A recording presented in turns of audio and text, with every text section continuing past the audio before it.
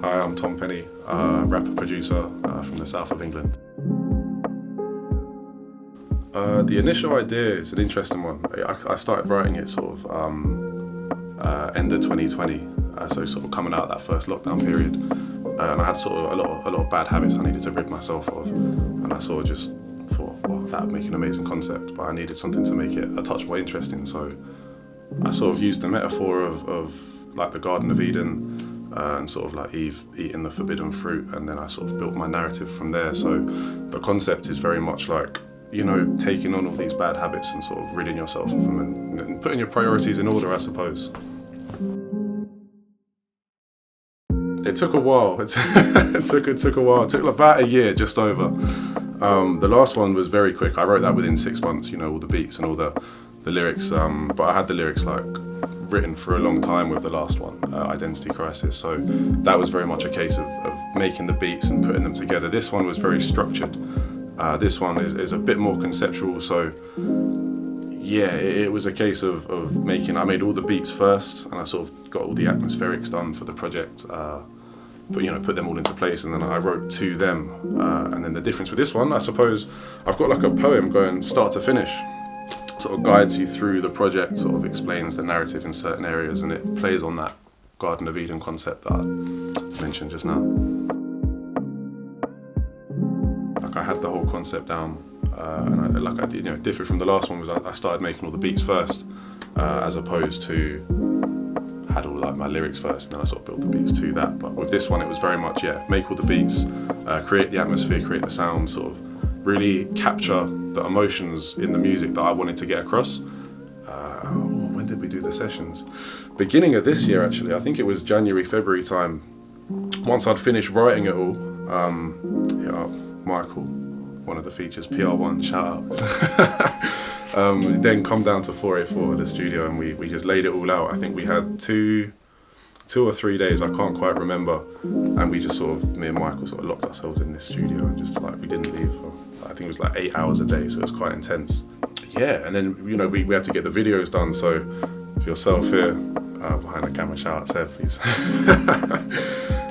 But yeah, we got all the videos done, we filmed them, so we started with the Full Moon one with King, we did Around Me, we did Hope to See Me with Joe. That was a lot of fun, that one, Hope to See Me. We hired out the snooker club, which was really cool. And then we had Aiden, of ADHD, on the title track for the project, Bad Apple. And yeah, sort of the videos all come, and then we're hopefully going to get a few more with a couple of the other features. And yeah, sort of we took it step by step, very much with the creation process here. So make the beats, write the lyrics, you know, get everything ready, record them, mix, master, do the videos. It was very light, so I could give my 100% attention to each sort of element, so it all come out the way it was designed to. Yeah, that's a hard one, man, because I feel like the whole thing has come together so nicely. I can't pick like a specific moment, but what I'm really proud of is the poem that I managed to write, so start to finish. You know, you have it at the beginning and the end, and then certain moments in the track, so the beginning and the end of them. And it just sort of, you know, holds your hand throughout the whole thing and sort of guides you into the direction I wanted the narrative to go. So that's probably my favourite part. Yeah, I'm so proud of it, man. Yeah, it's really come together the way I wanted it to. So yeah, every feature, verse and performance has come through amazingly. The mixes and masters, they sound great. You know, all the cover arts and the videos, like every little thing, I think, you know, I was able to put my attention on each little detail this time and really focus on it. So yeah, I think it's come out really, really well. Alright, my name's Michael. I'm the engineer at 484 Studios. I've been working with Tom on his new Bad Apple project. I met Tom when he called up, and basically whenever Tom calls up for a studio session, he wants a lot of time. So I think when he initially called up, it was to record his previous project, Identity Crisis. So he called up about that, and like I think we just instantly clicked. To be honest with you, like with me and Tom, the dynamic we have in the studio is we keep everything light-hearted, and that way I feel like the creativity sort of flows. So I don't tend to put too much pressure on him, because he kind of has his little niche, he knows what he's doing. I know when I can get more out of him, and I'll sort of press like that. But yeah, we literally just met when he called up for studio time. So I would say it's changed in a lot of ways. I went through a phase of being a lot more technical and focusing on that sort of stuff, but now I've kind of come back to how I originally was, where I was given a lot more input and ideas, and I'm also balancing that now with the technical knowledge I've gained. So the creative process has changed. Things seem to flow a lot smoother as well. Obviously the last couple of sessions I had with Tom, we were just smashing it out, and yeah, it went really well. So I'd say this one's got a lot more features on it. So the sessions were quite interesting, and they were very well organised. Like Tom's got this ability to sort of take leadership and in essence like control people, give them their roles and get them to do what they're doing. So we had like quite a few people coming down. Yeah, it's sounding really good, man. It's sounding way better than the last one, and the last one was good. So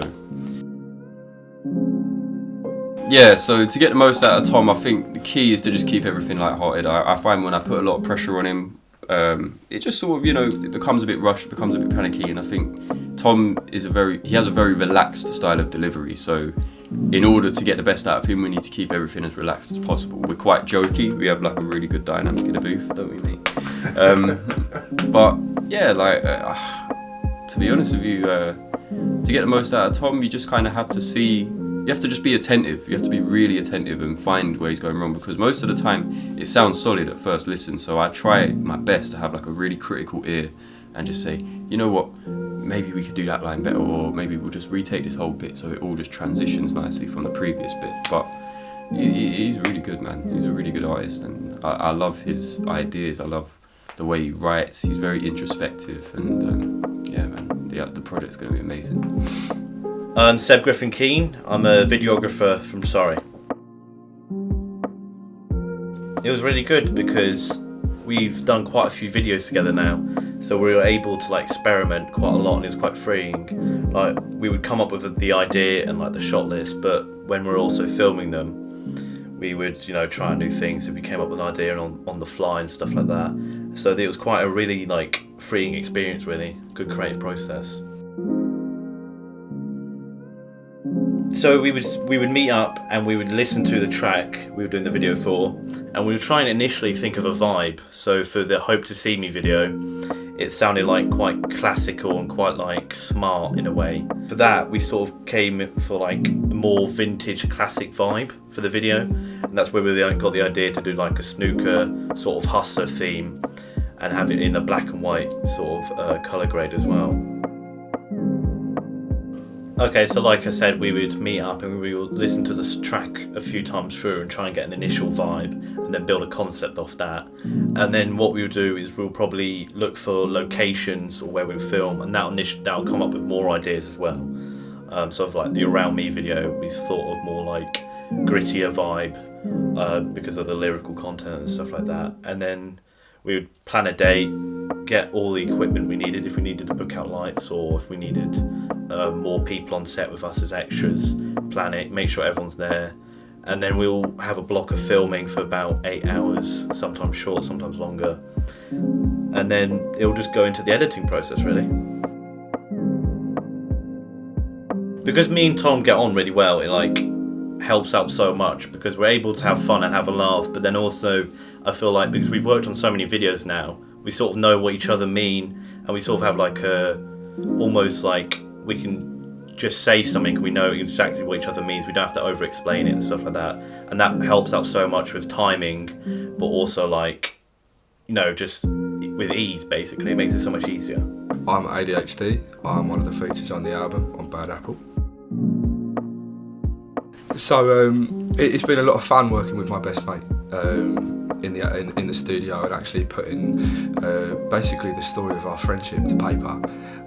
That's what Take It From Me was, and Bad Apple, kind of the more fruity side of it, should we say.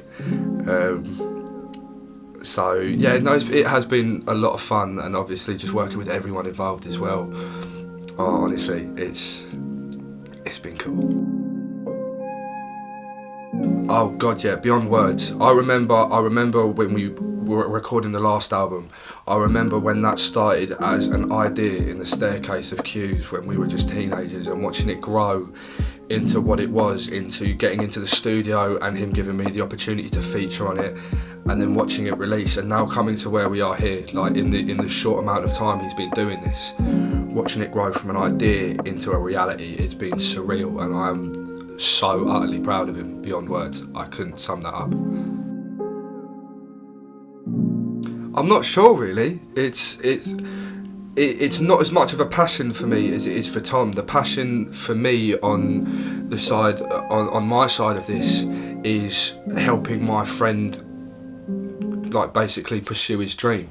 My passion isn't the music, it's helping out my best mate and doing right by him on this album.